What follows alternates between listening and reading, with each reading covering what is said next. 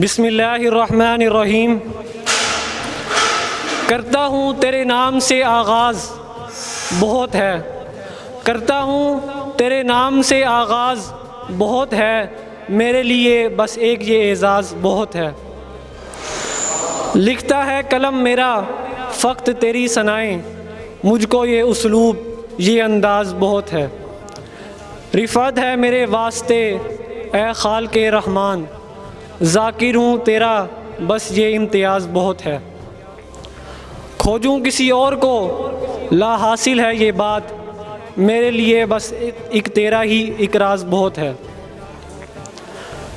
ابتدا ہے رب جلیل کے بابرکت نام سے، جو دلوں کے بھید خوب جانتا ہے۔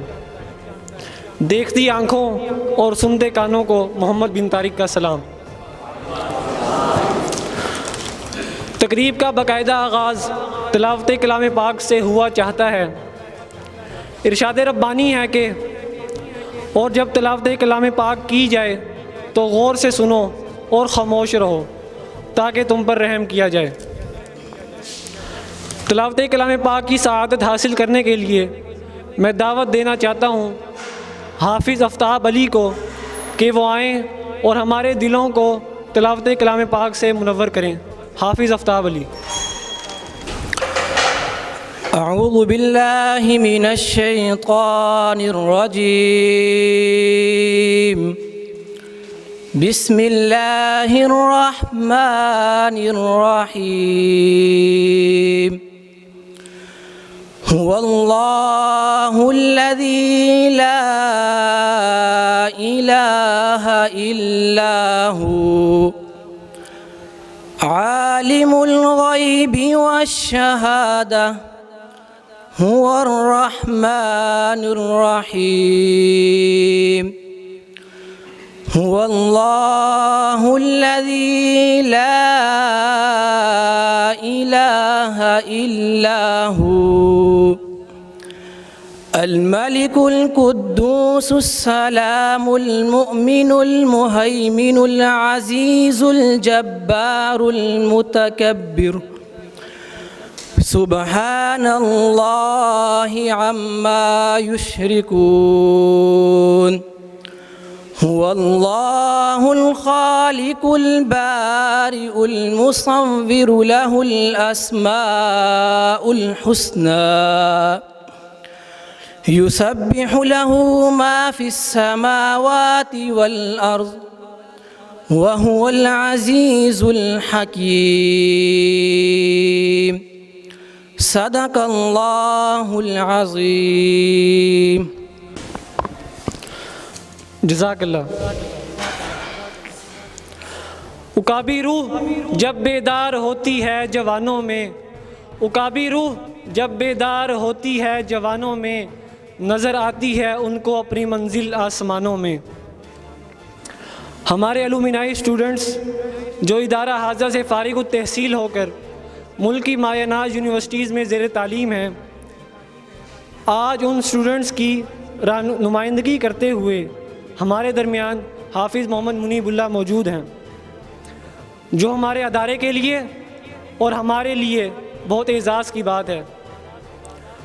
آپ Khawaja Farid university of engineering and technology میں زیر تعلیم ہیں۔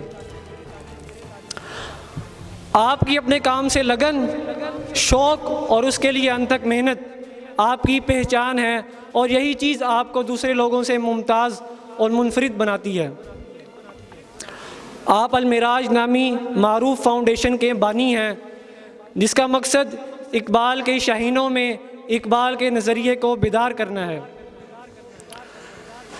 عصر حاضر کی ضروریات اور تقاضوں کو مد نظر رکھتے ہوئے آپ نے منیب آفیشیل کے نام سے یوٹیوب چینل بھی بنا رکھا ہے، جہاں پر آپ ملک و قوم کے مختلف مسائل پر اظہار خیال کرتے ہیں اور ہر ممکن حد تک ان مسائل کو حل کر کے ہم جیسوں کے لیے عملی مثال قائم کرتے ہیں۔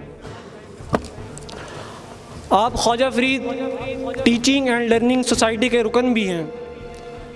آپ سخن انٹرنیشنل پر رحیم یار خان کے سفیروں کے سربراہ بھی ہیں۔ آپ ایک ہمہ جہت شخصیت کے مالک ہیں۔ وقت کی قلت کے باعث میں فردن فردن آپ کی خوبیاں، صفات اور خصوصیات ذکر کرنے سے قاصر ہوں۔ آپ کی زندگی کا مقصد امت مسلمہ کی بے لوث خدمت کرنا ہے۔ آپ ہر شعبے میں مسلمانوں کے مابین ہمدردی اور امن کو فروغ دینے کی کوشش کرتے ہیں، جس کی گواہی آپ کا ایتھکس اینڈ ٹالرنس سوسائٹی میں نائب صدر کی حیثیت سے کام کرنا دیتا ہے۔ اخوت اس کو کہتے ہیں، اخوت اس کو کہتے ہیں چوبھے کانٹا جو کابل میں تو ہندوستان کا ہر پیر و جواں بیدار ہو جائے۔ اب میں جناب حافظ منیب اللہ کو آپ کی بھرپور تالیوں پہ اسٹیج پر دعوت دیتا ہوں کہ وہ آئیں اور اپنے الفاظ سے ہمارے حوصلوں کو بڑھائیں۔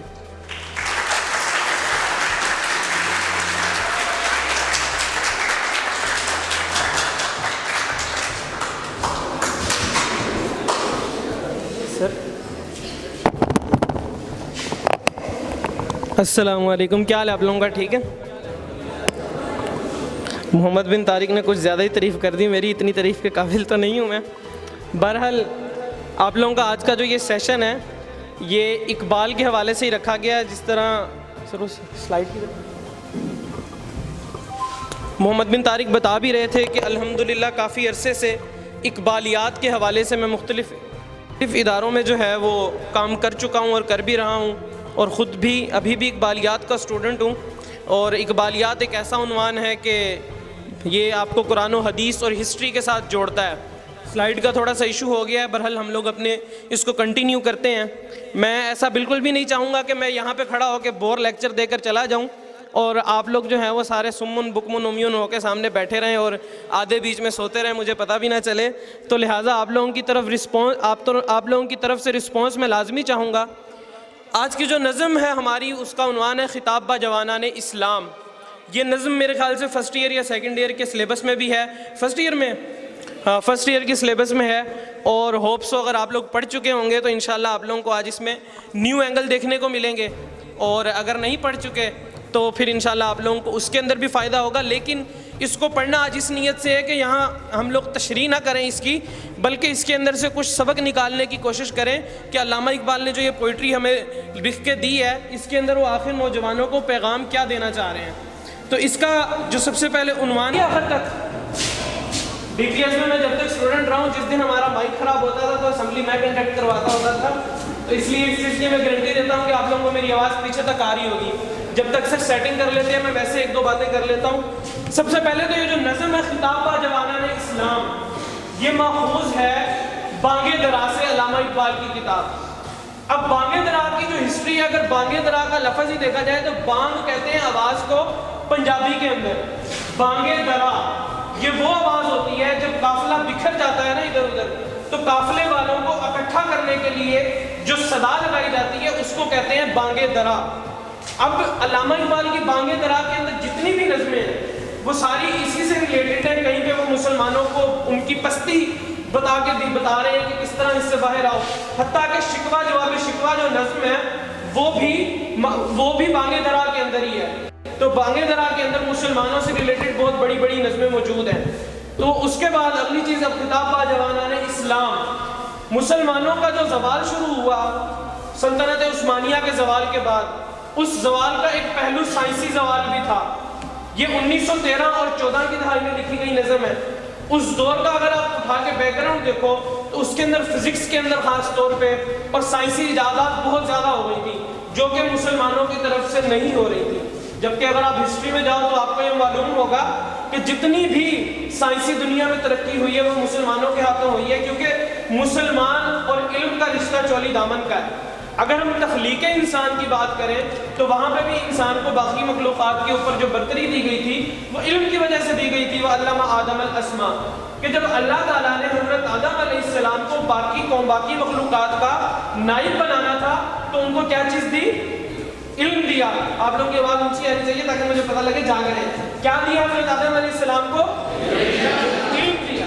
پھر اس علم کو عروج دینا تھا، ورفعنا لک ذکرک ہو کر معراج پر جانا تھا تو دوبارہ علم ہی اقرا بسم ربک الذی خلق کی صورت میں آیا.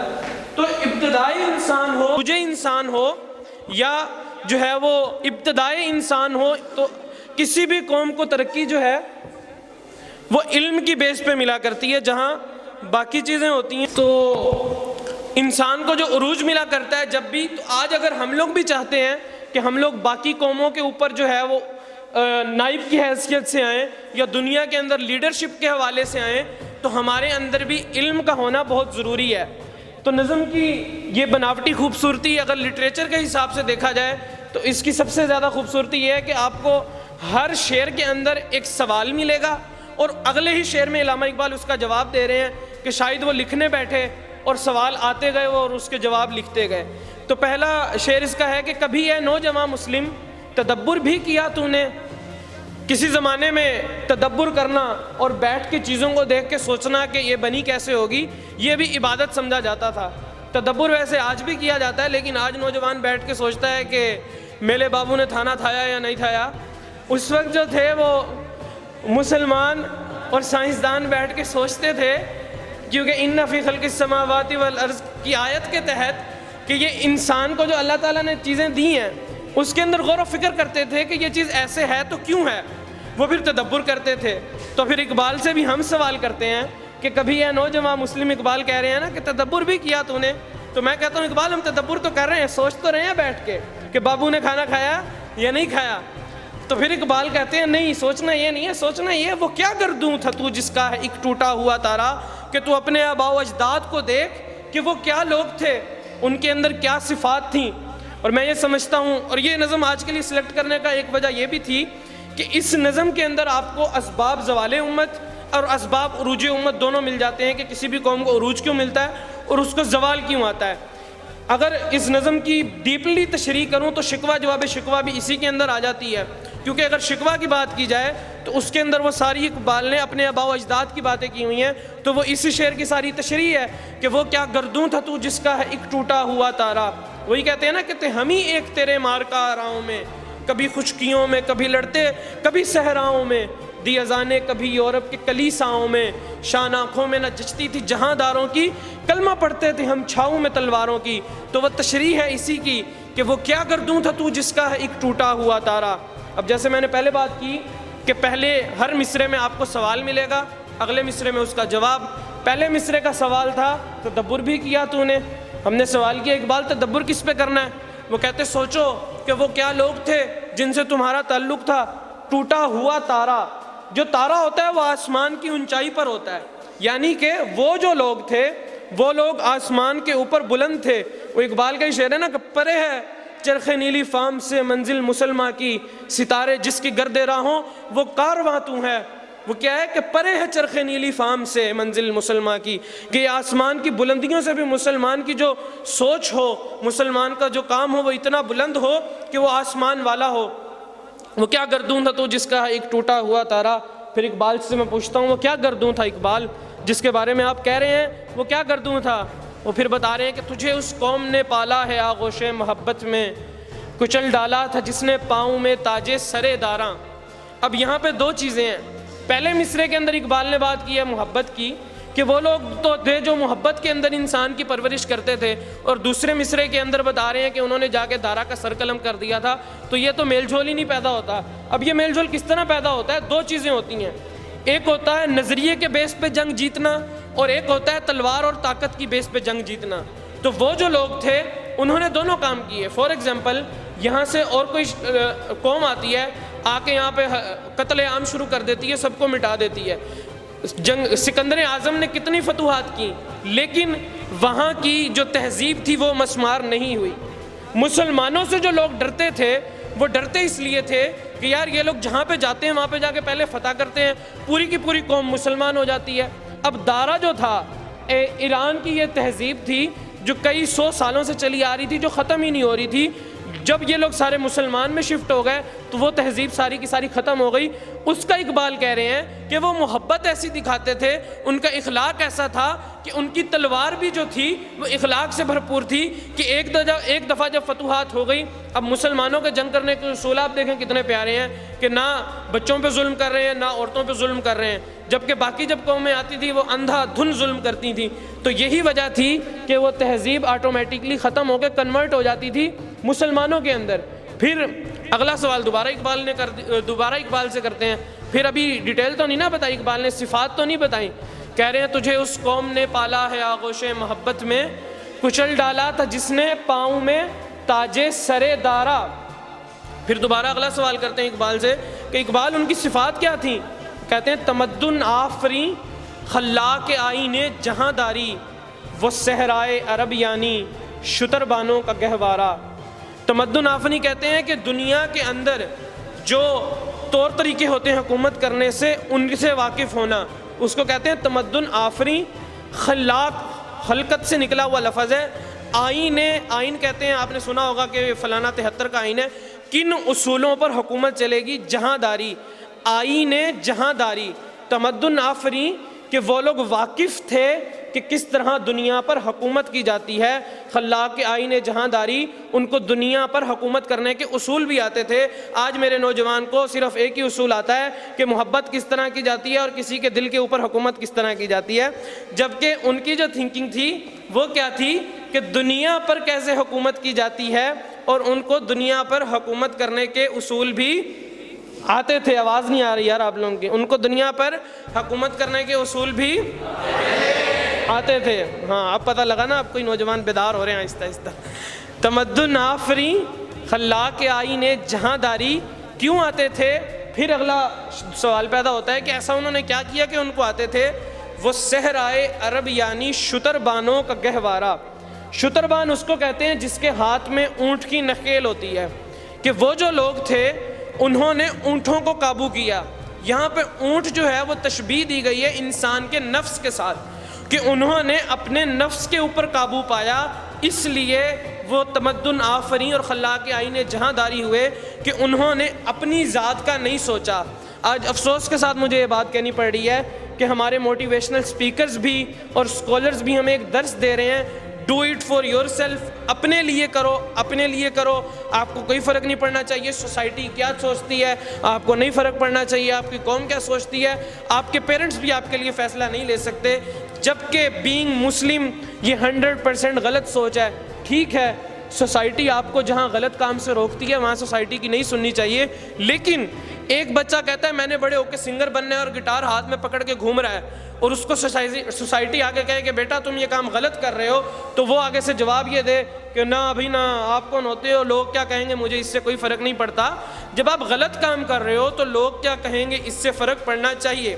بہرحال میں واپس آتا ہوں کہ انہوں نے اپنے نفس کو قابو کر لیا, وہ اپنا بعد میں سوچتے تھے. مسلمان ہونے کا مطلب کیا ہے؟ مسلمان ہونے کا مطلب اپنی ذات کی نفی ہے. تو علامہ اقبال سے میں سمجھتا ہوں کسی نے سوال کیا ہوگا کہ اقبال خودی کیا ہے, تو اقبال کہتے ہیں خودی کا سر نہاں. سر نہاں کہتے ہیں سب سے بڑے راز کو. خودی کا سر نہاں لا الہ الا اللہ. لا الہ الا اللہ میں سب سے پہلے تو نفی ہے, لا الہ کوئی خدا نہیں ہے مگر اللہ. جب ہم نے اپنی ذات کی نفی کر کے اپنے آپ کو ایک ذات کے تابع کر لیا تو پھر میں کیا سوچتا ہوں یہ فرق نہیں پڑتا. کیوں نہیں فرق پڑتا؟ فار ایگزامپل ابھی یہاں پہ ایک چھوٹی سی مثال لیتے ہیں. کسی بھی چیز کی تخلیق جب کی جاتی ہے تو اس کی 3 چیزیں دیکھی جاتی ہیں. اگر یہ مائک ہے سب سے پہلے دیکھا جائے گا اس کا نام کیا ہے, اس کا کام کیا ہے اور اس کا مس یوز کیا ہے. یہ 3 چیزیں دیکھی جائیں گی.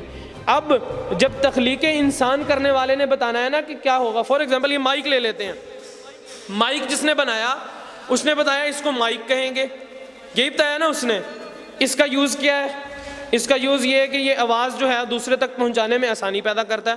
اس کا مس یوز یہ ہے کہ اس کو پانی سے بچانا ہے, اس کو گرنے سے بچانا ہے. اب اگر میں اس کو پانی میں بھی رکھوں اور اوپر سے اٹھا کے نیچے ماروں تو نقصان کس کا ہے؟ مائک کا ہے. اسی طرح جب انسان کو اللہ تعالیٰ نے پیدا کیا اور اس کا نام مسلمان بتایا اور اس کا کام بتایا, کنتم خیر امۃ اخرجت للناس تأمرون بالمعروف, تو پھر میرا اور آپ کا اس پہ سوال کرنا یہ نہیں بنتا کہ میں کیا سوچتا ہوں. ہاں اس کے اوپر ضرور ہے کہ میری سکل کیا ہے, میں اس کو کس طرح سے امت کی خیر خواہی کے لیے، انسانوں کی خیر خواہی کے لیے اور اللہ تعالیٰ کے دین کے لیے استعمال کر سکتا ہوں۔ تو یہی وہ وجہ تھی سب سے پہلی۔ جو انسان صرف اپنے گھر کا سوچے گا، آج افسوس کی بات تو یہ ہے کہ آج ہمارے ہمسائے میں اگر آگ لگ جائے نا، ہم یہ نہیں سوچتے کہ وہاں کتنے جلے ہیں، سب سے پہلا سوال ہوتا ہے اور ساڑھے ہلتے نہیں آئی۔ تو یہ کیا ہے؟ یہ اپنی انڈیویجول سوچ ہے۔ اب وہ گھروں کے اندر آنے لگ گئی ہے کہ ہر بچہ صرف اپنا سوچنے لگ گیا ہے۔ معاشرت کی جو سوچ ہے ایک ہے، منفعت ایک ہے اس قوم کی، نقصان بھی ایک ہی سب کا نبی، دین بھی، ایمان بھی ایک، حرم پاک بھی، اللہ بھی، قرآن بھی ایک، کچھ بڑی بات تھی ہوتے جو مسلمان بھی ایک، فرقہ بندی ہے کہیں اور کہیں ذاتیں ہیں، کیا زمانے میں پنپنے کی یہی باتیں ہیں۔ پھر یہ انڈیویجول لیول پہ سب سے پہلے تو ہمیں نیشنل لسٹ بنایا نا انہوں نے کہ یہ نیشنز میں ڈیوائیڈ ہو جاؤ، جبکہ اقبال کہتے ہیں یہ ہندی وہ خراسانی، یہ افغانی وہ تورانی، تو اے شرمندہ اے ساحل اچھل کر بے کراں ہو جا، غبارہ لود آئے رنگ و نسب ہیں بالوں پر تیرے، تو اے مرغ حرم اڑنے سے پہلے بے کراں ہو جا۔ کہ اگر میں یہ سوچوں کہ فلاں جو ہے وہ ترکی ہے، فلاں افغانی ہے، فلاں جو ہے وہ فلسطینی ہے، فلاں پاکستانی ہے، فلاں جو ہے ایرانی ہے، تو پھر میری کامیابی نہیں ہوگی۔ ہمیں انہوں نے پہلے نیشنلز میں ڈیوائیڈ کیا۔ ان تازہ خداؤں میں بڑا سب سے وطن ہے کہ اگر وطن بھی مجھے دین کی پیروی سے روکتا ہے تو پھر وطن بھی ان تازہ خداؤں میں بڑا سب سے وطن ہے۔ اگر مجھے فلسطین کی بچیوں کی ہائے ہائے نہیں بلا رہی، اور اس لیے نہیں بلا رہی کہ میں اپنے آپ کو پاکستانی کہہ رہا ہوں، تو پھر ان تازہ خداؤں میں بڑا سب سے وطن ہے، جو پیراہن ہے اس کا، اس کے مذہب کا کفن ہے۔ تو یہی پھر نیشنلسٹ کے بعد ہمیں انہوں نے صوبوں میں بانٹ دیا۔ اب لسانیت پہ کتنی لڑائی ہیں، کہیں سندھو دیش کے نعرے لگتے ہیں، کہیں جاگ پنجابی جاگ، ساؤتھ پنجاب میں سرائکستان کے اتنے نعرے لگتے ہیں۔ یہ نعرے لسانیت کی بیس پہ لگ رہے ہیں، پھر اب گھروں کی بیس پہ لگنے لگ جائیں گے، ذاتیات کی بیس پہ لگنے لگ جائیں گے، تو یہ ہم لوگ اپنے گول سے بہت دور نکلتے چلے جائیں گے۔ پھر ہمیں ضرورت اسی چیز کی ہے کہ وہ صحرائے عرب یعنی شتر بانوں کا گہوارہ، کہ ہمیں اپنی ذاتی خواہشات اور ذاتی نفسانی خواہشات سے باہر آنا ہوگا اگر ہم لوگ واقعتاً دنیا کے اندر لیڈرشپ لے کے آنا چاہتے ہیں۔ اور اپنے گول کو بڑا رکھو۔ اپنا گول بھی تو ہمارا چھوٹا ہے نا کہ میں ڈاکٹر بننا چاہتا ہوں، میں امیر ہو جاؤں، میں انجینئر بننا چاہتا ہوں، میں جو ہے امیر ہو جاؤں۔ جب اپنی ذات کے سوچو گے تو پھر یہی سوچو گے، جب آپ انٹرنیشنلی سوچو گے تو پھر آٹومیٹکلی آپ کے اندر سے یہ ساری چیزیں نکل جائیں گی۔ اگلا مصرع ہے، پھر سوال پیدا ہوا پیچھے کہ وہ صحرائے عرب یعنی شتر بانوں کا گہوارہ، کہ وہ کیا چیز تھی جس کی وجہ سے انہوں نے اپنے نفس پہ قابو پا لیا۔ تو وہ کہتے ہیں کہ سمال فقر فخری کا رہا شان امارت میں، بآب و رنگ و خال و خط چہ حاجت روح زیبارہ۔ سمال فقر و فخری کہتے ہیں کہ یہ حدیث ہے، اس کا میں مفہوم بتا رہا ہوں کہ فقر میرا فخر ہے۔ فقر کیا ہے کہ آپ کی حالت بری سے بری ہے، آپ کو فاقہ ہے، لیکن آپ اپنی قوم کا سوچ رہے ہو۔ آپ کی حالت فاقے والی ہے لیکن آپ جو ہے وہ اللہ کے ساتھ لگاؤ رکھے ہوئے ہو، اللہ کی ناشکری نہیں کر رہے۔ یہ ہے فقر۔ سمال فقر فقری کا کہ آپ نے پیٹ پر پتھر باندھا ہوا ہے اور آپ اپنے اصحاب کے ساتھ جو ہے وہ خندق کھود رہے ہو۔ یہ ہے کہ آپ کی قمیض کے اوپر 17 یا 21 یا 13 پیوند ہیں، لیکن آپ جو ہے وہ سلطنت فتح کرنے جا رہے ہو۔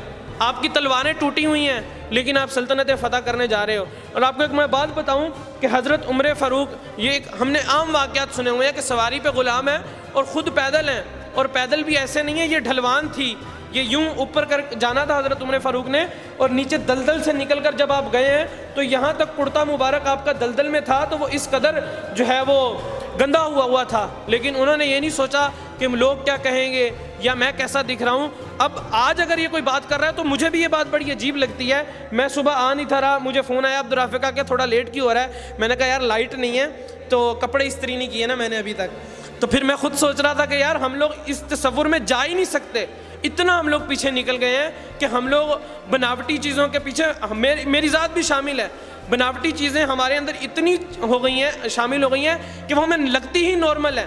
کافی ساری ایسی اور بھی چیزیں ہیں جو ہمیں اب لگتی ہی نارمل ہے، اور آگے پتہ نہیں ابھی وہ اور کئی چیزیں ہمارے اندر شامل ہوتی جائیں گی جو ہمیں نارمل لگنے لگ جائیں گی۔ یہی وہ سمال فقر فقری تھا جس سے لوگ ڈرتے تھے۔ جب فدیہ لینے جاتے تھے نا یہ لوگ، تو یہ انہی لوگوں کو فدیہ دیتے تھے جن کی تلواریں ننگی ہوتی تھیں۔ جب یہ حالات بدلے ہیں نا سلطنت عثمانیہ کے، تو یہ لوگوں نے فدیہ دینے سے انکار کر دیے تھے۔ جب یہ شاہانہ طریقوں سے جانے لگ گئے تھے تو ان کو فدیہ دینے سے انہوں نے انکار کر دیے تھے۔ وجہ کیا تھی کہ ہم لوگوں نے اس کو چھوڑ دیا۔ دوسرا شعر ہے، یہ حافظ شیرازی کا ہے، بآب و رنگ و خال و خط، یہ اقبال نے یہ ایک لٹریچر کے اندر آپ کو الاؤ ہوتا ہے کہ آپ کسی کا جو ہے وہ شعر اٹھا کے لے سکتے ہو کہ بآب و رنگ و خال و خط چہ حاجت روئے زی بارہ. بآب و رنگ کہتے ہیں یہ اپنی بھویں سنوارنے کو اور یہ چہرہ دھونے کو. وہ کہہ رہے ہیں کہ بآب و رنگ و خال و خط اپنا چہرہ سنوارنے اور منہ ہاتھ دھونے اچھی طرح کرنے کی چہ حاجت کیا ضرورت ہے روئے زی بارہ اس چہرے کو جو پہلے ہی خوبصورت ہے. یعنی کہ جو مسلمان ہے جو اندر سے پہلے ہی خوبصورت ہے. آج میں نے کالج بھی آنا ہوتا ہے تو میں 2 کلو میک اپ کر کے کالج آتی ہوں یا آتا ہوں, تو یہ وہی ہے کہ بآب و رنگ و خال و خط چہ حاجت روئے زی بارہ, کہ اس چہرے کو زیادہ خوبصورت ہونے کی ضرورت کیا ہے. جو پہلے سے ہی اللہ تعالیٰ نے اتنا خوبصورت بنایا ہے تو اپنا اندر خوبصورت ہو تو باہری خوبصورتی کی جو ہے وہ ٹینشن ختم ہو جاتی ہے. پھر اور صفات بیان کر رہے ہیں اقبال کہ گدائی میں بھی وہ اللہ والے تھے غیور اتنے کہ منعم کو گدا کے ڈر سے بخشش کا نہ تھا یارا. امام احمد بن حنبل نے نا اپنے ایک غلام کو بھیجا, جاؤ یہ نا دال لے کے آؤ. تو وہ دال لینے گیا تو نا وہاں پہ اب بزنس کے اندر بھی کمپٹیشن ہوتا ہے نا کہ یہ سامان میرے سے خریدے میرے سے خریدے. بزنس کمپٹیشن کے اندر نا جو دال 1 روپے کی 1 نوالا ملتا تھا نا وہ ان کو 3 نوالے دے دیے. امام احمد بن حنبل نے نا اس کو کھانے سے انکار کر دیا اور فرمایا کہ یہ ایک دوسرے مسلمان بھائی کو نقصان دے کر مجھے ملا ہے تو لہٰذا اس کو میں نے نہیں کھانی. تم جاؤ یا نا جامعہ مسجد کے باہر کھڑے ہو اور لوگوں کو یہ ایسے بتانا کہ یہ ہوا ہے اور ان کو اللہ کی نا راہ میں خیرات کر دینا. اب ان کا جو وہ نوکر تھا یا غلام تھا جو بھی تھا وہ وہاں پہ جا کے کھڑا ہو گیا. مغرب کے بعد جا کے وہ وہاں پہ کھڑا ہوا, اس نے اعلان کیا کہ احمد بن حنبل کے ہاں سے آیا ہوں, یہ اس طرح سے مجھے دال آج ایکسٹرا مل گئی ہے, لہٰذا احمد بن حنبل نے یہ کھانے سے انکار کر دیا ہے اور وہ کہہ رہے ہیں کہ یہ جو ہے وہ پوری شہر میں خیرات کر دو, تو جو بھی کھانا چاہے آ کر لے لے. وہ فرماتے ہیں کہ مغرب سے لے کر اگلے دن فجر تک میں وہاں پر کھڑا رہا, پورے شہر میں کسی نے وہ ایک دال نہیں کھائی کہ وہ ایک مسلمان بھائی کو نقصان دے کر ملی ہے. اور ابھی کل ہی میں خبر پڑھ رہا تھا کہ لاہور کے ایک چوک کے اندر نا سگنل جیم تھے تو وہ وہاں پہ گاڑیاں کھڑی نہیں ہوتی تھی, خراب ہوئے تھے, تو وہاں پہ بھکاریوں نے کیا کیا پیسے اکٹھے کر کے حکومت کو دیے کہ آپ سگنلز ٹھیک کرواؤ, گاڑیاں آ کے کھڑی ہوں, ہم نے مانگنا کن سے ہے. تو یہ اسی پہ سوالیہ نشان ہے کہ گدائی میں بھی وہ اللہ والے تھے غیور اتنے کہ منعم کو گدا کے ڈر سے بخشش کا نہ تھا یارا. آج فقیر 5 روپے نہیں لیتا ہمارا, اس دور کے فقیر لیتے نہیں تھے, اٹھا کے پھینک دیتے تھے کہ یہ ہم لوگوں نے یہ کام نہیں کرنا, ہم فاقہ برداشت کر لیں گے. یہ اسی کا جواب ہے نا کہ سمال فقر فقری کا کیسے رہا بھائی, جب انہوں نے گدائی میں بھی وہ اللہ والے تھے غیور اتنے. غیرت ہے بڑی چیز جہان تغدو میں پہناتی ہے درویش کو تاج سر دارا.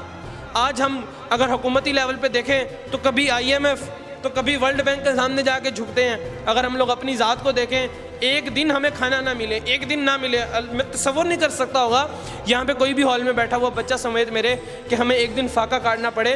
اگر کاٹنا پڑ بھی جائے تو ہمیں موت پڑنے لگ جائے گی, اور چھوٹا سا کوئی مسئلہ ہو جائے نا ہم فوراً اللہ کی شکری کرنا شروع کر دیتے ہیں, اللہ نے مینوں دیتا ہی کی ہے, سانو تو کچھ دیتا ہی نہیں, اسی تو روڑ گئے.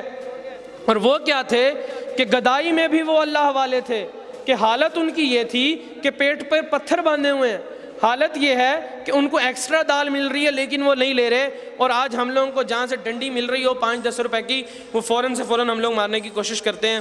پھر اقبال نے کہا کہ ہم نظم زیادہ لمبی نہ ہو جائے, DPS کے بچے بور نہ ہو جائیں, لہذا اس کو کنسائز کیا اور کہا کہ غرض میں کیا کہوں تجھ سے کہ وہ صحرا نشیں کیا تھے, جہاں گیرو جہاں دارو جہاں بانو جہاں آرا. وہ کہہ رہے ہیں انہوں نے نا اس مصرے کے اندر سمندر کو کوزے میں سمایا ہے. وہ کہہ رہے ہیں کہ غرض میں کیا کہوں تجھ سے کہ وہ صحرا نشیں کیا تھے. کہتے ہیں کہ اگر میں ان کی تعریف بیان کرنا شروع کروں تو وہ تو پھر نظم ہی بہت لمبی ہو جائے گی. جہانگیر یہ 4 لفظ ہیں, جہانگیر, جہاندار, جہاں بان, جہاں آرا. جہانگیر کہتے ہیں دنیا کو فتح کرنے والا, جہاندار کہتے ہیں دنیا پر حکومت کرنے والا, جہاں بان کہتے ہیں دنیا پر حکومت کرنے کے طور طریقوں سے واقف, جہاں دارا اور اس کی حکومت قائم رہنے والی. تو اس میں کہنا کیا چاہ رہے ہیں کہ وہ لوگ تھے جنہوں نے صرف جا کے حملہ نہیں کر دیا, یہاں سے جو ہے انڈیا اٹھ کے کشمیر میں گیا, وہاں پہ تباہی مچا دی. جہانگیر تو ہو گیا, وہاں پہ نہ جہاں بان ہوا نہ جہاں دار ہوا, کہ نہ تو وہاں کے لوگوں میں امن اور سکون آیا, نہ وہاں کے لوگوں کے اندر جو ہے وہ ٹالرنس آئی. تو یہ کیا ہوا, وہاں سے ختم ہو گیا. جبکہ مسلمان جو تھے اس پورے مصرے کے اندر دیکھو اقبال نے کتنی خوبصورتی سے پوری مسلم ہسٹری کو حضرت محمد صلی اللہ علیہ وسلم سے لے کر سلطنت عثمانیہ تک اور پاکستان کے قیام تک ساروں کو کوزے میں سمایا کہ جہاں گیرو. اب ہم لوگ بھی ابھی پاکستان بننے کے بعد جہاں گیروں پہ ہی پھنسے ہوئے ہیں نا, جہاں دارو اور جہاں بان ہو ہی نہیں رہا. تو یہ پھر ہم لوگوں کو اس کی کوشش کرنی ہے نا سب نے. تو پھر ابھی اقبال نے کہا کہ غرض میں کیا کہوں تجھ سے کہ وہ صحرا نشیں کیا تھے, تو بیچ سے کوئی اون جیسا بچہ کہتا ہے کہ اقبال کو صفات آتی نہیں ہے اس لیے اقبال نے بتائی نہیں ہے. تو پھر اقبال کہتے ہیں ایسا نہیں ہے کہ میں بتا نہیں سکتا, اگر چاہوں تو نقشہ کھینچ کر الفاظ میں رکھ دوں. اقبال کہہ رہے ہیں کہ اگر میں چاہوں تو تمہارے سامنے ایسی ایسی صفات کھول کے رکھوں کہ تم لوگ بھی سوچو گے کہ یہ میں کیا بیان کر رہا ہوں. اگر چاہوں تو نقشہ کھینچ کر الفاظ میں رکھ دوں, کہ ایسی نظم لکھوں یا ایسی منظر کشی کروں کہ ایک ایک صفت تمہارے سامنے میں کھول کر رکھ دوں, مگر تیرے تخیل سے فزوں تر ہے وہ نظارہ. جس طرح میں نے پہلے بات کی کہ ہم لوگوں نے وہ چیزیں نارملائز اتنی کر دی ہیں کہ اگر وہ بات کی جائے تو آپ کو لگے گا کہ یہ ایکسٹریمسٹ ہے, یہ فنڈامنٹلسٹ ہے, لیکن وہ نارملائز تھی چیزیں, اس وقت عجیب نہیں لگتی تھیں, آج بالکل بھی نارملائز نہیں ہے. تو آج اس لیے ہم لوگوں کو جو ہے وہ بہت زیادہ وہ عجیب لگتی ہیں کہ یہ پتہ نہیں کن چیزوں کی بات کر رہے ہیں, یہ تو ایسے ہو ہی نہیں سکتا. جس طرح جواب ملتے ہیں کہ وہ جی آج کے دور میں یہ پاسبل نہیں ہے, ہمیں اب ترقی کی طرف جانا چاہیے, ان چیزوں کو چھوڑ دینا چاہیے, بلا بلا بلا بلا. تو پھر کیا ہے, پھر اقبال دوبارہ آتے ہیں, کہتے ہیں کہ تجھے آبا سے اپنے کوئی نسبت ہو نہیں سکتی, کہ تو گفتار وہ کردار تو ثابت و سیارہ. تجھے آبا سے اپنے کوئی نسبت ہو نہیں سکتی. یہ شکوہ اور جواب شکوہ بھی یہاں سے جڑتی ہے کہ اقبال نے جب اللہ تعالیٰ سے شکوہ کیا کہ ہم ہی ایک تیرے مار کا آراؤں میں, خشکیوں میں کبھی لڑتے کبھی دریاؤں میں, پھر آ گیا عین لڑائی میں اگر وقت نماز, قبلہ رو ہو کے زمیں بوس ہوئی قوم حجاز. ایک ہی صف میں کھڑے ہو گئے محمود و ایاز, نہ کوئی بندہ رہا اور نہ کوئی بندہ نواز. بندہ و صاحب و محتاج و غنی ایک ہوئے, تیری سرکار میں پہنچے تو سبھی ایک ہوئے. پھر اس کا فلو آپ کو لے کے آتا ہے کہ اقبال سے شکوہ کیا کہ رحمتیں ہیں تیری اغیار کے کاشانوں پر, برق گرتی ہے تو بیچارے مسلمانوں پر. تو پھر اقبال نے جب اس کا جواب شکوہ دیا,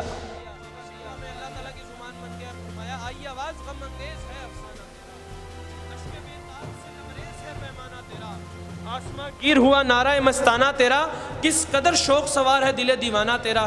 شکر شکوے کو کیا حسن ادا سے تو نے, ہم سخن کر دیا بندوں کو خدا سے تو نے. ہم تو مائل بکرم ہیں کوئی ساحل ہی نہیں, راہ دکھلائیں کسے رہرو منزل ہی نہیں. تربیت عام تو ہے جوہر قابل ہی نہیں, جس سے تعمیر ہو آدم کی یہ وہ گل ہی نہیں.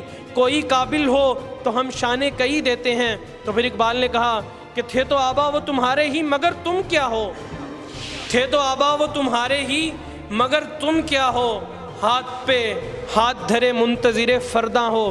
تو یہ وہ بیسک پوائنٹ تھا جہاں میں اس شعر پہ لے کے آنا چاہ رہا تھا کہ تجھے آبا سے اپنے کوئی نسبت ہو نہیں سکتی, کہ وہ تو وہ لوگ تھے کہ جنہوں نے اپنا سب کچھ دین کے لیے لٹا دیا. جنگ کا اعلان ہوا, حضرت ابو بکر صدیق رضی اللہ تعالیٰ عنہ اپنا سب کچھ اٹھا کے لے کے آ رہے ہیں, حضرت عمر فاروق رضی اللہ تعالیٰ عنہ اپنا آدھا گھر سامان لے کے آ رہے ہیں. مدینہ میں قحط آتا ہے, حضرت عثمان غنی نے سارا مال آدھے دام دے دیا. یہ تھی وہ تجھے آبا سے اپنے کوئی نسبت ہو نہیں سکتی. آج یہاں پہ زمین پہ لڑائی ہو جائے تو اپنا کوئی کھالا نہیں چھوڑ رہا ہوتا ہے ایک دوسرے کو. ادھر ابھی آپ لوگوں کو بریک ہوگی, کنٹین پہ دیکھ لینا, کوئی سموسہ نہیں چھوڑ رہا ہوتا ہے ایک دوسرے کو. تو سموسہ آج آپ لوگوں نے چھوڑنا ہے اور ایک ایک میرے لیے بھی لے کے آنا ہے. تو پھر کہہ رہے ہیں کہ تو گفتار وہ کردار تو ثابت وہ سیارہ. اب ہم لوگ باتیں تو کرتے ہیں, میں بھی یہاں پہ باتیں کر کے چلا جاؤں گا, آپ لوگ بھی باتیں سن کے چلے جائیں گے. اگر حرکت پیدا نہ ہوئی, اگر چینج نہ آیا, سوچ کا چینج نہ آیا, عمل کا چینج نہ آیا, تو پھر ایسے علم کا بھی کوئی فائدہ نہیں ہے, ایسی تقریر کا بھی کوئی فائدہ نہیں ہے. وہی دور تھا نا کہ جب یہاں پہ سندھ کے اندر بیٹی کے ساتھ زیادتی ہونے لگی تو محمد بن قاسم کوسوں دور سے اٹھ کے آ گیا تھا, تو اس کردار کی بات ہو رہی ہے. آج گفتار کیا ہے کہ عافیہ صدیقی پچھلے کئی سالوں سے غیروں کی قید میں ہے. ہم لوگ آواز اٹھاتے ہیں, دن میں بیٹھ جاتے ہیں. کشمیر کی حالت دیکھ لو, کشمیر ڈے ہر سال منایا جاتا ہے, میں بھی الحمدللہ اس میں پارٹیسپیٹ کرتا ہوں, ہر سال فرسٹ پوزیشن لے کے پرائز لے کے گھر آ کے بڑا خوش ہو رہا ہوں. آج کشمیر ڈے پہ میں فرسٹ آیا ہوں. بھئی کشمیر ڈے پہ فرسٹ تو اس دن آنا تھا نا جس دن ادھر بھی پرچم اسلام کا لہرائے, اس دن پتہ چلے کہ آج فرسٹ آیا. یہی ہے وہ گفتار کہ تو گفتار, میں کہوں ہم گفتار, وہ کردار, ہم ثابت وہ سیارہ. کہ ہم لوگوں نے ایکٹیوسٹ بھی پیدا کر لیے, ہم لوگوں نے سپیکرز بھی پیدا کر لیے, ہم لوگوں نے ہر وہ چیز پیدا کر لی جس سے صرف بیداری ہوئی جا رہی ہے, بیداری ہوئی جا رہی ہے, عمل کی طرف نہیں آ رہے. تو آج اگر یہ چینج نہیں آتا کہ یہاں سے میرے جانے کے بعد ڈی پی ایس کے بچوں کی سوچ چینج نہیں ہوتی, نظریاتی سوچ نہیں آتی, اور ایک امنگ نہیں آتی کہ ہاں بھائی ہم لوگوں نے کچھ کرنا ہے اور انٹرنیشنلی کرنا ہے. چھوٹے لیول پہ نہیں سوچنا کمپٹیشن کہ میں نے مامی کی بیٹی سے زیادہ نمبر لینے ہیں, پھپھو کے بیٹے سے زیادہ نمبر لینے ہیں, خاندان میں اول پوزیشن حاصل کر کے خاندان کا نام روشن نہیں کرنا, ہم نے اسلام کا نام روشن کرنا ہے. پھر دوبارہ پچھلے شعر سے ہم اقبال سے سوال کریں, تجھے آبا سے اپنے کوئی نسبت ہو نہیں سکتی, کہ تو گفتار وہ کردار تو ثابت و صحیح آ رہا. کہ اقبال کیا وجہ ہے کہ مجھے اپنے آبا سے نسبت نہیں ہو سکتی, ایسے میرے اندر کیا چیزیں پیدا ہو گئیں کہ میں نے وہ سب کچھ گوا دیا. تو کہتے ہیں کہ گوا دی ہم نے جو اسلاف سے میراث پائی تھی, ثریا سے زمیں پر آسمان نے ہم کو دے مارا. کہ ہمارے اسلاف نے جو ہمیں صلاحیتیں دی تھیں یا جو چیزیں سکھائی تھیں وہ گوا دی ہم نے, میراث کھو دی. اب میرے تمہارے جیسا بندہ ہونا, یا خاص طور پہ احمد امین نمبردار صاحب بھی بیٹھے ہوئے ہیں, تو وہ یہ سوچتا ہے کہ شاید میرا دادا جو زمینیں چھوڑ کے گیا تھا نا, اقبال اسی میراث کی بات کر رہے ہیں کہ سارے پاکستان کی جتنے بھی زمینیں تھیں نا, وہ جو چھوڑ کے گئے تھے نا ہمارے آبا, وہ ہم سے غیر چھین کے لے گئے ہیں اور قبضے ہو گئے ہیں زمینوں پہ, وہ چھڑانے جانے ہیں. چلو بھی ڈنڈے سوٹیاں چکو, زمینہ تھا ازی چھڑانا ہوا قبضہ, تو وہ میراث کی بات نہیں کر رہے. تو پھر اقبال سے سوال کیا ہو میں بھی کسی نے کہ گوادی ہم نے جو اسلاف سے میراث پائی تھی, ہوا کیا, ثریا سے زمیں پر آسمان نے ہم کو دے مارا. پوری دنیا میں جو ہمارے نام کے ڈنگے بجتے تھے, مسلمانوں کے نام کے ڈنکے بجتے تھے, وہ کیا ہوا کہ ٹل نہ سکتے تھے اگر جنگ میں اڑ جاتے تھے, پاؤں شیروں کے بھی میدان سے اکھڑ جاتے تھے, تجھ سے سرکش ہوا کوئی تو بگڑ جاتے تھے. دیکھ کیا چیز ہے ہم توپ سے لڑ جاتے تھے, نقش توحید کا ہر دل پہ بٹھایا ہم نے, زیر خنجر بھی یہ پیغام سنایا ہم نے. تو وہ جو پاؤں شیروں کے بھی میدان سے اکھڑ جاتے تھے نا, ثریا پر تھے ہم, ثریا سے زمیں پر آسمان نے ہم کو دے مارا. آج تمہاری کوئی سنتا بھی نہیں, آج جس کا دل کرتا ہے کبھی فناس میں خاک کے بنتے ہیں میرے نبی پر, کبھی کہیں بنتے ہیں.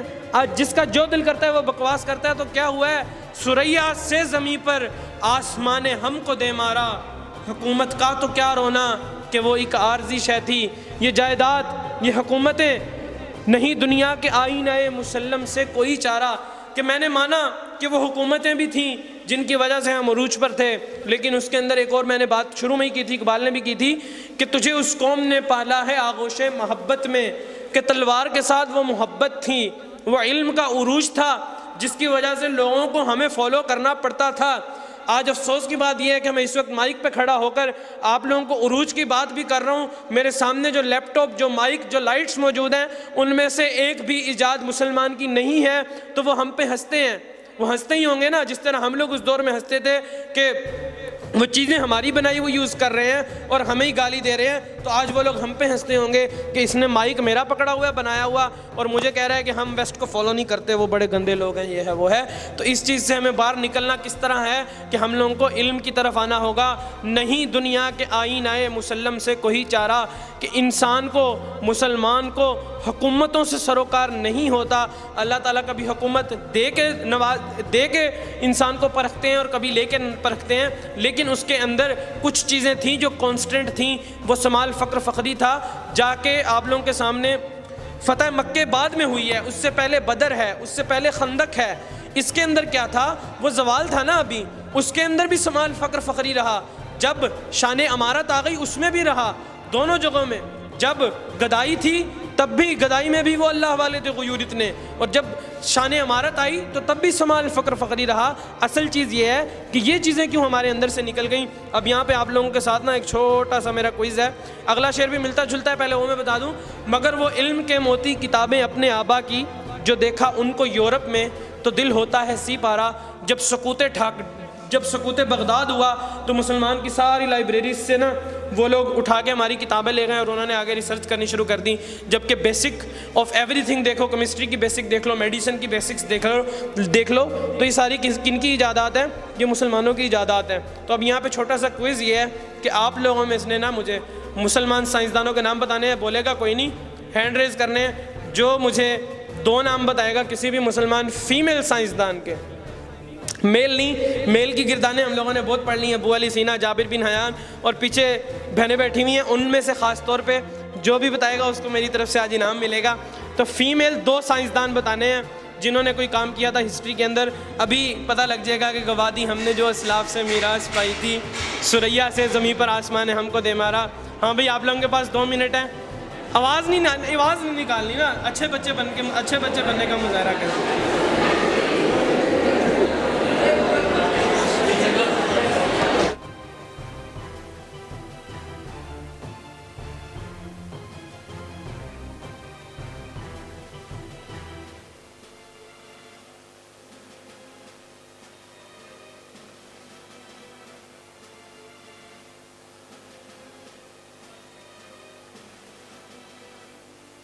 موبائل فون یوز کرنے کی اجازت نہیں ہے.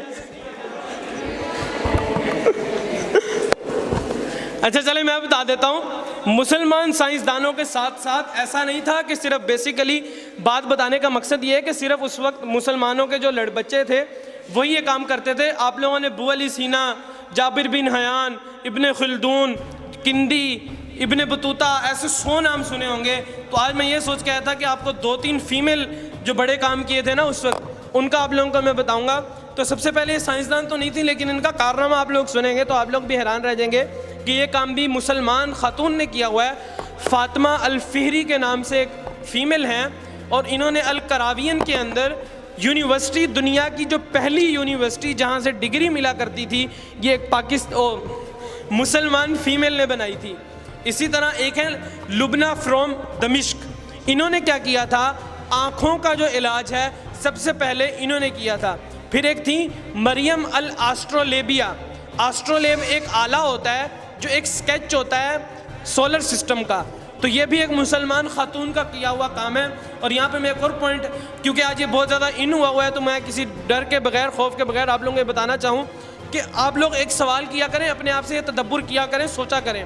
جب آپ ہسٹری پڑھتے ہو تو آپ لوگوں کو مسلمانوں کے ٹینیور کے اندر، جب تک مسلمان قابض تھے دنیا کے اندر، کوئی بھی فیمینسٹ، کوئی بھی فیمینزم آپ لوگوں کو تحریک نہیں ملے گی. اس کی وجہ کیا تھی کہ وہ جو حکومتیں تھیں وہ مسلمان عورتوں کو حقوق دیتی تھیں. مسلمانوں کے مردوں کے ساتھ ساتھ لڑکیوں کو حقوق ملتے تھے. اور یہی وجہ ہے کہ آپ لوگوں کو ہسٹری میں جہاں مسلمان سائنسدانوں کے نام میل ملتے ہیں وہیں فیمیل بھی ملتے ہیں. لیکن جب ویسٹ کی حکومت آئی تو انہوں نے حقوق جو ہیں وہ سلب کرنے شروع کیے عورتوں کے. یہی وجہ ہے کہ آج جتنی بھی تحریکیں ہیں، جتنی بھی فیمنزم کی موومنٹس ہیں، وہ ساری کی ساری جتنی بھی موومنٹس ہیں وہ ساری کی ساری کہاں سے شروع ہوتی ہیں؟ وہ ویسٹ سے شروع ہوئی ہیں. تو یہ ایک ہمارا المیہ ہے کہ ہم لوگوں کو دیکھیں نام بھی نہیں آتے. کوئی میرے خیال سے 40+ تو ادھر بچیاں بیٹھی ہوں گی، تو اس پہ آپ لوگوں نے آج جا کے سرچ کرنا ہے. اور وہ یہ اسائنمنٹ ہوگی آپ لوگوں کی چھوٹی سی کہ خود سے سرچ کرنا ہے کہ ہاں بھئی مسلمان کون سی خواتین گزری ہیں جنہوں نے بڑے بڑے کارنامے کیے ہیں. امام احمد بن حنبل کی بھی ایک استانی تھی، میرے نام سے ان سے نکلا ہوا ہے، وہ بھی فیمیل تھی. اسی طرح میل تو نام بھرے پڑے ہیں، انواع بھرے پڑے ہیں، اور وہ ہم لوگ جو ہیں وہ بایو کے اندر اور مختلف جگہوں پہ سنتے بھی رہتے ہیں، اس لیے میں نے اس کا تھوڑا سا ٹچ نہیں دیا. تو اب یہاں پہ جو ہے آخری شعر آ رہا ہے. آخری شعر سے پہلے ایک دفعہ اس کو میں دوبارہ تھوڑا سا ریوائز کروں کہ سب سے پہلے ہم لوگوں نے دیکھا تھا کہ اسباب عروج امت کیا تھے. وہ کیا تھے کہ ہمارے اندر فقر تھا، ہم لوگوں نے نفس پہ قابو کیا ہوا تھا. ہر شعر کے اندر سے ایک ایک پوائنٹ نکلتا جائے گا. یہاں سے سب سے پہلا پوائنٹ یہ نکلا کہ وہ لوگ تدبر کرتے تھے، وہ لوگ دنیا کی حقیقتوں کو جاننے کی کوشش کرتے تھے کہ اس کے اندر یار راز کیا کیا چھپے ہوئے ہیں. دوسرا آ گیا کہ انہوں نے جو تھا وہ آغوش محبت بھی تھا، وہ اپنی تہذیب محبت کے ساتھ پھیلاتے تھے، تبلیغ محبت کے ساتھ کرتے تھے. لیکن جہاں کچل ڈالا تھا جس نے پاؤں میں تاجے سرے دانا، جہاں تلوار کی ضرورت ہوتی تھی تو بے تیغ تلوار کو استعمال کرتے تھے، ایٹم بم بنا کے اس کو خالی رکھا نہیں رکھتے تھے. تمدن آفرین خلاق آئین جہاں داری، وہ کیا تھے کہ ان کو دنیا پر حکومت کرنے کے طور طریقے پتہ تھے. وہ دنیا کے جو طور طریقے تھے ان کو جانتے تھے، ان سے واقف بھی تھے. دنیا کے کئی محکمے تھے جو مسلمانوں نے بنائے. ڈاک کا محکمہ حضرت عمر فاروق کے دور میں بنا، فوج کا پراپر نظام حضرت عمر فاروق کے دور میں بنا، پولیس کا پراپر جو نظام تھا وہ حضرت عمر فاروق کے دور میں بنا. آج ہم لوگوں نے کہیں بھی سسٹم نہیں بنائے. اور افسوس کی بات یہ ہے کہ گورننس کے وہ سارے اصول جو حضرت عمر فاروق نے بنائے ہوئے تھے ویسٹ نے اپلائی کیے ہوئے ہیں، اور ہم لوگ ان کو اپلائی کرنے سے قاصر ہیں. باقی معیشت اور یہ ساری چیزیں بعد میں ہوتی ہیں.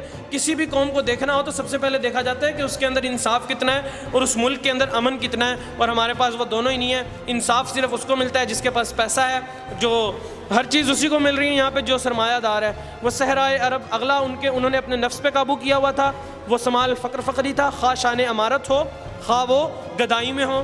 غرض میں کیا کہوں تجھ سے پھر وہ علم کے موتی جو ویسٹ لے گئے.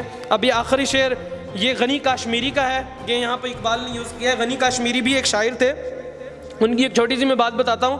جو شاعر حضرات ہوتے ہیں نا یا کالم نگار ہوتے ہیں, یہ لوگ نا تھوڑے سے تخیلاتی ہوتے ہیں.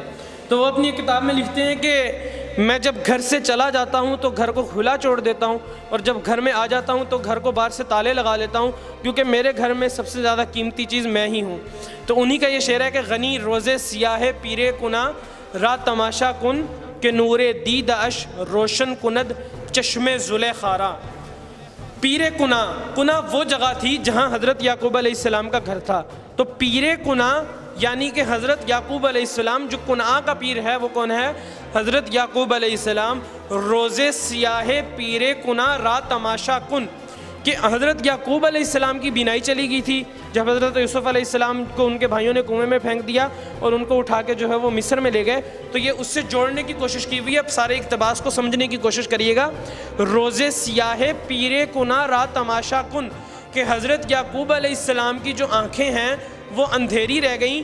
کیوں رہ گئیں؟ کہ نور دید اش, کہ نور دید اش ان کی آنکھوں کا جو نور ہے روشن کند, وہ روشن کر رہا ہے چشم زلیخارا, زلیخا کی آنکھوں کو. تو یہ واقعہ کی تفصیل میں نہیں جاتا کہ حضرت یوسف علیہ السلام یعنی کہ جو وراثت حضرت یعقوب علیہ السلام کو لیا ہوا ہے یہاں پہ, انہوں نے ہمارے آباء و اجداد کے طور پر, اور حضرت یوسف علیہ السلام کو لیا ہوا ہے علم کے طور پر, کہ ہم لوگوں نے اپنی آنکھیں ٹھنڈی جو ہم نے کرنی تھی وہ ہمارے علم سے آج اپنی آنکھیں جو ہیں وہ ویسٹ ٹھنڈی کر رہا ہے, اور وہ اس میں ترقی کرتے جا رہے ہیں. یہ ہے کہ غنی روزے سیاہ پیرے کنا را تماشا کن. پھر جب آپ علم میں ترقی کرتے ہو نا تو دوسری قوم نہ چاہتے ہوئے بھی آپ کی پیروی کرنے پر مجبور ہو جاتی ہے. ابھی ہم لوگوں نے نعرے لگائے تھے بائیکاٹ فرانس کے, تو اس وقت جب لسٹ آئی نا سامنے کہ انڈین پروڈکٹس کے بائیکاٹ کرنے ہیں, تو وہاں پہ 1 منٹ کے لیے سوچ میں پڑ گئے تھے کہ یار ان سب چیزوں سے ہی اگر ہم لوگ بائیکاٹ کر دیں تو زندگی کیسے چلے گی. تو وجہ یہی ہے کہ ہماری پروڈکشن اپنی ہو ہی نہیں رہی تھی, کہ آپ کو ویسٹ کو پھر فالو کرنا پڑتا ہے. ابھی ہمارے سامنے وہی بات ہے کہ لیپ ٹاپ مائک جو ہیں وہ ہر چیز انہی کے پڑے ہوئے ہیں. تو فی الحال جو ہے وہ میرا آج کا جو ٹاپک تھا وہ ختم ہو گیا. اگر آپ لوگوں کے کوئی کوسچنز ہیں تو کوسچنز آپ لوگ کر سکتے ہیں, پھر اس کے بعد ہم لوگ اس کو وائنڈ اپ کرتے ہیں. سوال نہ پوچھنا بھی تدبر نہ کرنے کی نشانی ہے. سوال چھوٹا ہو. لیڈ کیسے کر سکتے ہیں اپنے اندر, لیڈنگ سکلز کس طرح سے پیدا کر سکتے ہیں؟ آپ لوگوں کے ابھی سپورٹس اور ڈیبیٹس ہو گئے ہوئے ہیں یا ہونے ہیں؟ ہونے ہیں نا آپ لوگوں کے. آپ لوگوں نے اس کے اندر آگے پارٹیسپیٹ کرنا ہے. گیمز اور ڈیبیٹس یہ دونوں ایسی چیزیں ہیں کہ آپ کو اچھے کمیونیکیشن سکلز کا ہونا بھی ایک بہت زیادہ ضروری چیز ہے. اگر آپ لوگ مسلمانوں کو دیکھو, احادیث نبوی دیکھو, تو جتنی میں نے شروع میں کمیونیکیشن سکلز کی جب ورکشاپس اٹینڈ کرنا شروع کی نا لوگوں کی, تو اس کے اندر بات کیا ہوتی تھی کہ آپ کی بات کنسائز ہونی چاہیے, آپ کی بات کے اندر پکچرائزیشن ہونی چاہیے, کہ آپ کوئی بات کر رہے ہو تو لوگ اس کو پکچر بنا سکیں اپنے مائنڈ کے اندر. آپ کی بات جو ہے وہ آسان الفاظ ہونے چاہیے. تو وہ جب میں نے پھر الحمدللہ دین کو پڑھا ہے تو وہ پھر سارا کا سارا وہی کچھ ہے جو احادیث کے اندر تھا. تو مسلمانوں کا جو نظریہ پھیلتا تھا اس کی ایک بہت بڑی وجہ یہ بھی تھی کہ ان کی کمیونیکیشن سکلز اچھی تھیں. تو کمیونیکیشن سکلز اچھی کرنے کے لیے DPS نے یہ ڈیبیٹس کا ایک بہت اچھا کام ہوتا ہے. ادھر ایون میں بھی ڈیبیٹس جب اسکول کی ہونی تھی تب آیا ہوا تھا, تو میں نے تب بھی یہ بات کی تھی کہ میں یہ یقینی طور پر کہہ سکتا ہوں کہ رحیم یار خان کے اندر ایک شیخ زید اسکول ہے یا ایک DPS ہے جہاں پر پراپر ڈیبیٹس اور سپورٹس ہوتے ہیں, باقی کہیں پر بھی نہیں ہوتے. تو اس چیز سے یہاں پہ آپ لوگ فائدہ اٹھاؤ اور اس چیز سے سیکھو, تاکہ آپ لوگوں کو بھی آگے جا کے پلیٹ فارمز ملیں, اور اس سے سیکھنے کی آپ لوگ بار بار کوشش کرو. لازمی طور پہ اس میں حصہ لیں. میں ابھی بھی آ کے میں نے بچوں کو تھوڑی چیزیں بھی بتائی تھیں, دوبارہ بھی آپ لوگوں کے جب ڈیبیٹس آئیں گے تو تب بھی آ کے میں جو ہے انشاءاللہ لازمی طور پہ آپ لوگوں کو بتاؤں گا. تو ڈیبیٹس میں لازمی حصہ لیا کرو. اب کیا کہتے ہیں, ہم لوگ اینڈنگ کر رہے ہیں. تو بات وہی ہے دوبارہ سے کہ چینج نظر آئے آپ لوگوں کو اپنے اندر بھی. ہم آخری امت ہیں, دیکھیں کنتم خیر امت اخرجت للناس تأمرون بالمعروف وتنہون عن المنکر.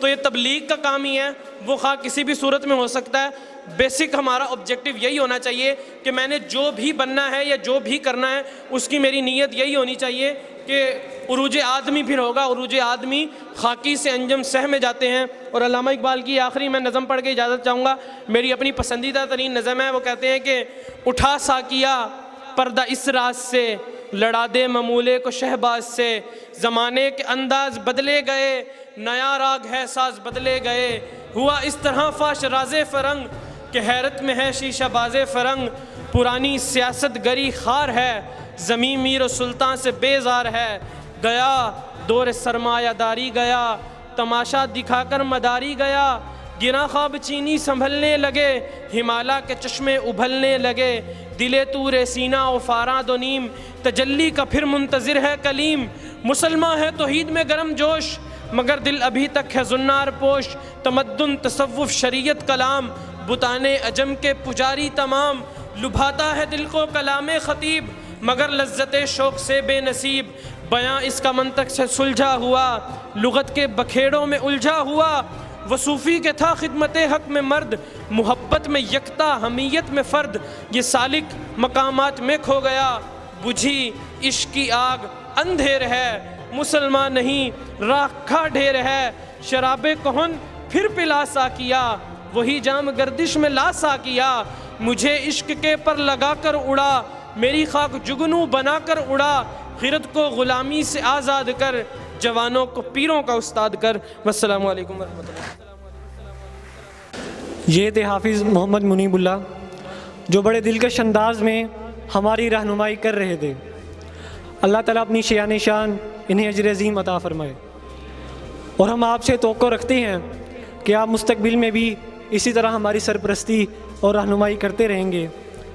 اور ان کی باتیں اس شعر کا مصداق ہیں کہ میں نے تو دل جلا کے سر عام رکھ دیا، میں نے تو دل جلا کے سر عام رکھ دیا، اب جس کے جی میں آئے پائے اس سے روشنی۔